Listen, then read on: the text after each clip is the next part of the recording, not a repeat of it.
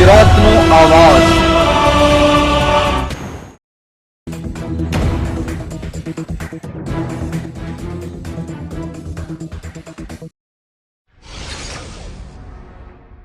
ભરૂચ જિલ્લાના ચાવદ નજીક આવેલ અતિથિ રિસોર્ટ સામે આગ ભભૂકી ઉઠતા અફરાતફરી મચી જવા પામી હતી। ફાયર વિભાગના કર્મીઓ આગ પર પાણીનો મારો ચલાવી આગ કાબૂમાં લીધી હતી।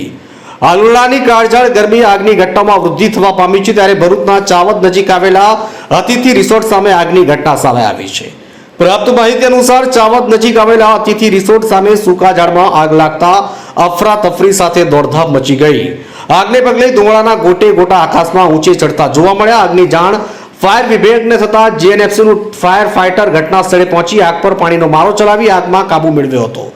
સદનસીબે મોટું નુકસાન થતા અટકી જતા લોકોએ હાશકાર અનુભવ્યો। આગની ઘટનામાં કોઈ જાનહાનિ ન થતા લોકોએ હાશકાર અનુભવ્યો હતો। માર્ચથી મોહસિન કારાનો રિપોર્ટ।